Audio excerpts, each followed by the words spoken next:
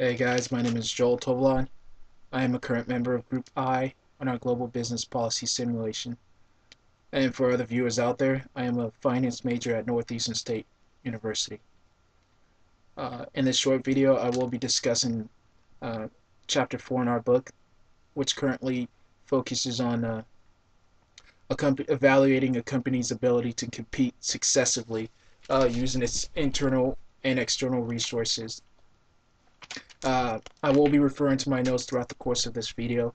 Uh, if you have any questions or comments, please feel free to go ahead and leave that below. Before I do start, are there any coffee addicts out there? Don't feel guilty. I consider myself to be a coffee addict. Not to a great extent, but I took a trip to West Africa where I worked with coffee farmers, and I gained a full understanding of how a full understanding of the coffee industry. And so, my favorite place to go for coffee is Starbucks. What's yours? Do you prefer brewing at home or do you prefer in store? As I said, my favorite place is Starbucks uh, for different reasons. Uh, Also, Starbucks. I will be talking about Starbucks in this short evaluation here, and how they've used their internal resources to gain a competitive advantage over their competitors. And so, with that being said, who are Starbucks' competitors? Okay, well, there's McDonald's, there's Dunkin' Donuts. Those are Starbucks' two main competitors in terms of product offering, also physical stores. Maxwell House and Folgers are also competitors of Starbucks in terms of dry goods offered, dry coffee goods, but not the main competitors. And in finance, we always like to compare apples to apples. And so, what are the resources available to a company? We've mentioned, uh, uh, as you know, there is tangible and intangible resources. Tangible is anything you can pretty much touch, such as the equipment, the property, the plant, the cash that the company has, the assets. Those are tangible resources. There are also intangible resources, which are the company's reputation, the company's corporate social responsibility, uh, the brand equity of a company, the training of and development of employees. Those are a few of intangible resources that a firm has, and technology uh, is also an intangible resource. Uh, in this video, I will be discussing two resources that I think Starbucks has, uh, beating has ahead of its competitors. The first being technology. Uh, the mobile pay game has been, it's been fast paced, growing, and Starbucks is at the forefront of the game. Apple, Apple's gone through the Apple Pay. Dunkin' Donuts has tried the mobile pay uh, for its customers, and McDonald's, but no one has quite mastered it as like Starbucks has. Just recently, I was listening to their earnings call where mobile pay has gone up 20% or more globally, and with more customers that Starbucks has, and the more exposure they get to the mobile pay and the convenience that it offers the consumer and the company, it's only going to do much more good in driving up sales for the company in the long run. And so I think in this sense, Starbucks is dominating. The next resource that I think Starbucks is uh, really done a good job is its financials management as well. The stock is currently down 16% year to date. McDonald's is down almost 2%. Um, but Dunkin' Donuts is up 13%. But why is that? And in order to understand that, there's several reasons, several factors that I can't list all of them right now, but one of them is obviously we all know that we've hit a slow growth in the economy for the past decades with such low interest rates.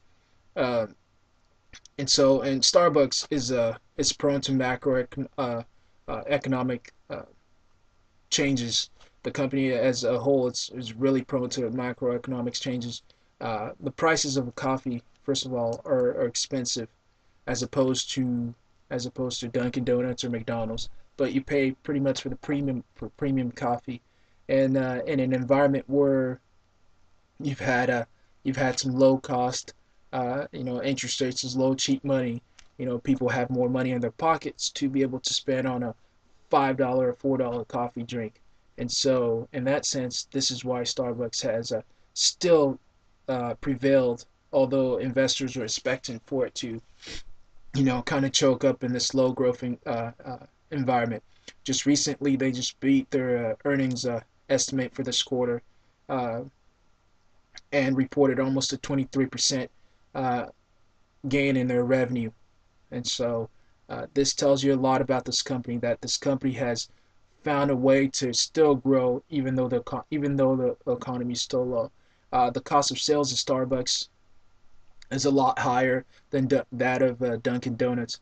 Dunkin' Donuts is Dunkin' Donuts is cost of sales or the lowest in between McDonald's and Starbucks. Why is that? Because they franchise a lot. They don't have a lot of cost on that end, as opposed to Starbucks, which owns a lot of its stores. Uh, most of its stores are owner or operated by the company, and so they have a lot of cost in that end. And McDonald's has a lot more products to offer to its client, uh, although it still has uh, an adequate amount of cost of sales as well. And so, um, number one, of course, is the slow growth in the economy is why the financials are a little bit slower than usual. Uh, the revenues are and same store sales are down in the U.S. But Starbucks has done a very good job, like I said in the past, of using technology to drive up sales. And mainly, I mean, even though the economy is low, people are still willing to buy $5 coffee, or a $4 coffee drink or $6. Why is that? Well, the brand loyalty, the reputation of the company, and Starbucks is doing that through its mobile pay device. It's so convenient to just order your drink and go up and pick it up. It's convenient for you. It's convenient for the employees. There's less traffic, and so they're doing a very good job of that. Also, I'm not giving you by any chance any legal advice as to invest in the company or not. Just kind of evaluating where the company's headed. It's been a growth company for a long time, and although it's been down, I see it a huge upside in the near term. Also, um, management, the sales revenue are up 17% for Starbucks right now, um, as compared to its competitors. Uh, the fast paced Starbucks, like I said, has been a growth company, and so they've been growing at a rapid pace. Although they were founded way after Dunkin' Donuts and way after McDonald's, of course. But they have more stores operating in the U.S. and abroad currently, and their strategy of growing big in China while the economy slows I believe will pay huge dividends because by the time the economy starts picking back up, they'll be at the forefront. They're gaining a lot of market share right now, and by the time the economy picks back up, I believe that they will be on the forefront, and the same store sales revenue that they're missed each the last 3 quarters, it will go back up. And so for that reason, I chose Starbucks uh, for this video. So if you have any questions, please feel free to comment. If you see me at school, if you have any questions for me, please also ask me. So thank you.